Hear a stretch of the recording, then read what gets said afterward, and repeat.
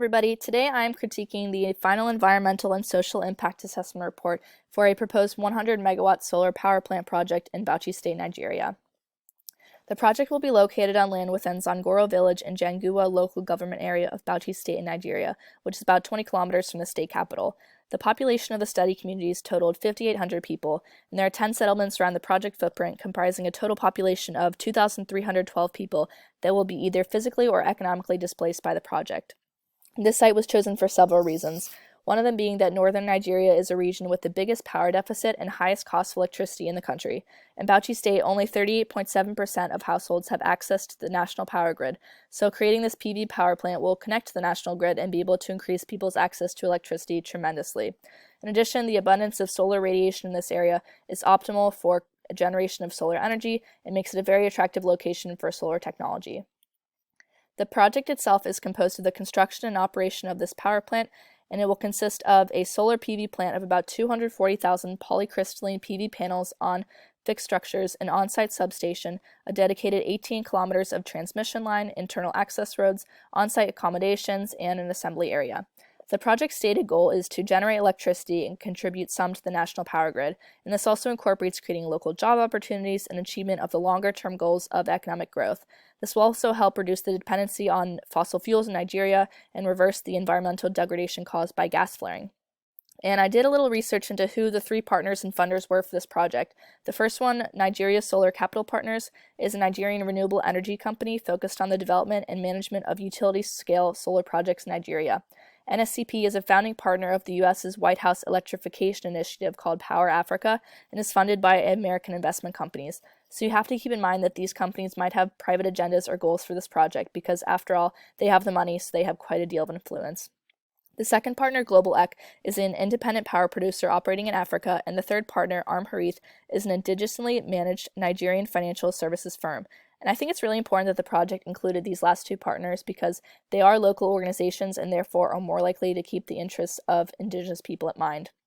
And once in operation, this power plant is expected to generate around 166,240 gigawatts of electricity per year for a lifespan of about 25 years. The logistics of the project involve a budget of $100 million and an overarching timeline of 5 years from initial conception of the project to construction and operation.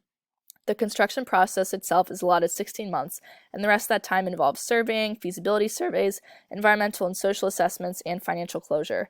And the construction project requires at least 700 manual workers, which is planned to consist of all local people, which increases job opportunities in the area. For the timeline of the project, the initial conception emerged among the three partners in September 2012, and data acquisition and socioeconomic baseline surveys were conducted in August and November of 2013. In addition, a social survey was conducted in summer of 2015 to gain further understanding of the community makeup, and the construction is planned to start in January 2016 and be completed and operational as of June 2017. One important thing to note is that the developers gave ESIA critiquers almost 2 years to fully analyze the social and environmental impacts of this project, and I think this was very beneficial in the long run because you really can't rush analyzing data when the project is going to impact over 2,300 people living in the region. The report itself is 208 pages long and was published in May 2017. It was prepared in accordance with the requirements of Nigeria's Federal Ministry of Environment, which is a key institution in the regulation of the project. Similar to the U.S. legislation of NEPA, Nigeria has the Nigerian Environmental Impact Assessment Act of 1992, which aims for similar efforts. A number of regulations and industries are also involved in this project's process, anywhere from the international to local scale, and some of them are noted to the right over here, so I won't list them all. Another regulation which this falls under is the World Bank's environmental and social safeguard policies. So out of 10 policies which aim to analyze environmental and social issues and project designs, this project triggered 4 of them, which are environmental assessment, natural habitat, involuntary resettlement, and forests. There were 16 ESIA preparers in this report, and I decided to break them down based on their specialty areas. So 9 of them were educated in what I referred to as the hard sciences, which included chemical, civil, electrical engineering, social scientists, botanists, and zoologists. 6 preparers were educated in an environmental management or health field, and only 1 preparer was educated in the field of sociology. I also noticed that every evaluator had either their master's or PhD degree in their specialty field except for the lone sociologist who just held a bachelor's degree. So in my critique, I think that this should have had incorporated more sociologists into the impact assessment. It included a plethora of other professionals evaluating the physical environment, but only one evaluating the social impacts, which this project would have on more than 2,300 people displaced by it. In addition, the one sociologist was the least educated among all of them. However, one thing that I think they did do well was picking these evaluators was that they're all native from Nigeria, and this definitely helps because these evaluators are more knowledgeable of local culture and communities and can communicate more seamlessly between impacted people. The results from one of the social impact surveys given to impacted people actually said that 98.3% of these respondents did not foresee any conflict between the indigenous people and the people involved in the project. And perhaps this number was so high because the ESIA evaluators were the ones physically communicating with the indigenous communities, so they developed more trust between them and residents. Field sampling efforts covered the proposed project site and transmission line route corridor and its area of influence. Baseline data of the physical environment was acquired through a 2-season field survey in August 2013 and November 2013. These field surveys were conducted for the different environmental attributes of ground surface water, air quality, noise levels, water and sediment, soil, vegetation, land use, and wildlife. The fieldwork on socioeconomic studies was conducted using a variety of data collection techniques. Evaluators first employed a census of Zangoro village using an informal small group discussion technique. Evaluators also employed these 3 different focus group discussions, one for male community leaders and elders, one for male community youth, and one for female members of the community. I think this was really important to have included the community's women in decision-making and hearing their opinions because although they don't have much power in their familial structure, they are about half of the community's population and have agricultural work which could be affected by the power plant's construction. And lastly, evaluators employed questionnaire interviews with the community to obtain socioeconomic and demographic data and to raise awareness of the proposed projects and address any fears or aspirations people have for it. The questionnaire interview targeted all household heads in the communities, as well as 1 female out of every 4 households. These respondents were selected using a convenient sampling technique. One thing I disliked about this survey method was how they only incorporated 25% of the female population. This doesn't seem very representative in my mind of an equal population. In summary, I think that the data collection of environmental variables was extensive and very thorough. It was 48 pages long. But data collection of social variables was much shorter and could have allowed more women to participate in the data collection process. No comparative analysis was done with this project. However, extensive literature review was done by gathering publicly available data, and it encompassed background information on the climatic condition of the area. They gathered this data from the sources stating here, as I'll let you read for yourself. One criticism I have is that literature review was only done on environmental variables, not any social variables. While it's really important to analyze the current climatic conditions of the project site, it's equally important to analyze the social conditions, and I feel that this report was lacking on that background information. Like I stated a few slides ago, evaluators employed 3 techniques to obtain citizens' input from the study area of 5,800 people: the census, 3 different focus group discussions, and questionnaire interviews. Notice that none of these involve writing. They're all in person because only 70% of residents reported that they cannot read or write.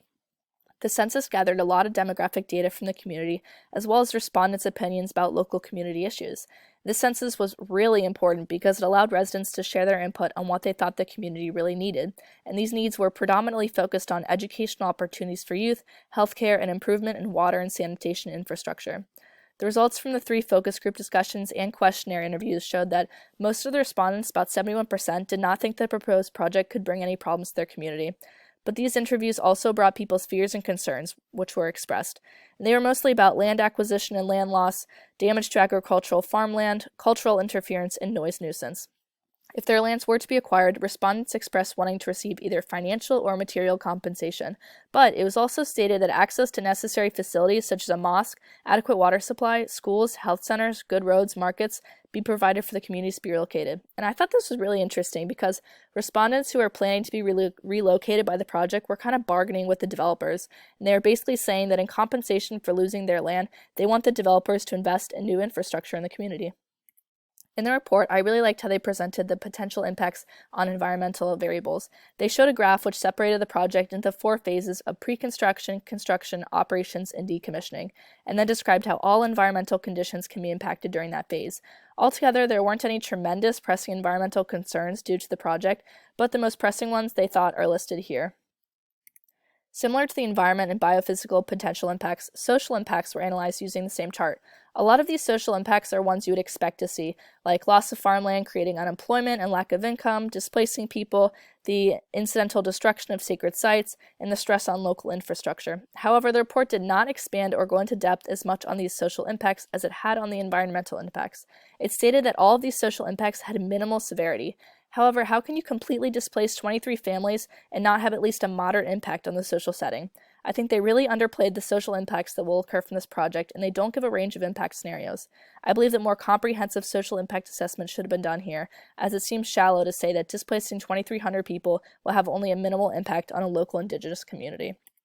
To combat each potential environmental impact, the NSCP has ensured specific mitigation measures that they will take to minimize each other's impact, each impact's extent. I won't go through each one, but you can see here that they have a very specialized plan to tackle each negative impact, and it's very comprehensive. To combat the negative socioeconomic impacts, the NSCP has named 3 mitigation measures which will combat these concerns: the resettlement plan, compensation and reinsertion measures, and public consultations. The resettlement plan requires the project developer to compensate approximately 220 people who will be directly impacted by the project construction. Compensation and reinsertion measures are to compensate people affected by the project by constructing a village for them with nicer housing and including water, sanitation, electricity, and healthcare facilities. Remember in the public involvement process when respondents were bargaining with the developers, saying that in payment for taking their land, they want some of their community needs fulfilled, like educational building, healthcare facilities, and water and sanitation? Well, this mitigation effort is doing exactly what the people said they wanted, and that is the positive effect of public involvement. Lastly, the project developers promised continual public consultations with residents after development. And I'm quite content with these mitigation efforts because I believe that the resettlement plan and compensation plans are very fair. When uplifting someone from their home, the least you can do is help them find a new home and then pay for any losses they incurred. However, one part does bother me about the plan. As part of these mitigation efforts, they only involve helping people, quote-unquote, directly impacted by the project construction. They list that this number is only 220 people, but then what about the number they gave us that 2,312 people will be physically or economically displaced by the project? Does this mean that the other 2,092 people economically displaced won't get a fancy village built for them too? Do only the 220 people have access to clean water or improved healthcare facilities? What about the other 5,800 people in the region? Do they all get the same improved amenities? I think the wording here is very unclear in exactly how many people will have access to these improved facilities. If so, I think that the project developers should help the whole region in infrastructure redevelopment, not just a select few that they want to apologize for taking their land. 3 other alternatives were created to the current project proposal. The first alternative is not carrying out the project. The second alternative is using an alternative technology called concentrated solar power, but it's very high maintenance, complex, very expensive, and requires a larger amount of land. The third alternative is employing an alternative location, but by the looks of the report, the prime state is in Bauchi, which has a high need for electricity and high exposure to sunlight. In terms of monitoring social impacts, the proposed monitoring framework has 3 components: internal monitoring by the Special Implementation Committee and Ministry of Special Duties, which will monitor the compensation and resettlement plans, and they will also monitor the quality of life and review grievances by residents, and finally, external monitoring will be completed by third parties to verify these measures. In terms of monitoring environmental impacts, an environmental and social management plan will be utilized, and this is a tool that will be used to measure and check in a continuous mode the efficacy of mitigation measures, ensuring compliance with statutory requirements. I do feel that these monitoring strategies are sufficient. However, the report does not explain how often these checks will occur and whether they will happen for the whole 25-year expected lifespan of the power plants. They should clarify that. Finally, the report lists the many benefits that will come from this proposed project and their mitigation and monitoring efforts, all to conclude that the original project proposal should be approved. When analyzing this report against the 8 international principles for SIA, I found that most of them were in line. However, I thought that the last principle of international SIA could seem more focused in this report. Principle number 8 states that the term environment should be defined broadly to include social and human dimensions, and care must be taken to ensure that adequate attention is given to the realm of the social. I think that this report did not incorporate the realm of the social into its assessment as much as it could have. There is a very large focus on biophysical impacts and less on social impacts, so that is one area that I believe needs more improvement. In conclusion, I'm giving this ESIA a final grade of A- because I think it did many things well. All the preparers were Nigerian natives, highly qualified, many local agencies were involved, data collection methods were sound, The impacts were neatly organized and paired with mitigation efforts. Public involvement allowed residents to voice their needs, which were ultimately tailored to in the mitigation efforts. 3 alternatives were given, and monitoring efforts were sound as well. But the cons of this report is because there was no comparative analysis and the only literature review was on environmental conditions. There was also a large lacking on a focus on social impacts. Compared to environmental impacts, the social impacts of the project were not reviewed as extensively. And lastly, they could have had more women participation in the public involvement process. Other than that, this SIA was a very comprehensive and thorough analysis of a proposed power plant construction in Bauchi State, Nigeria. Thanks for watching, and here are some links about the project.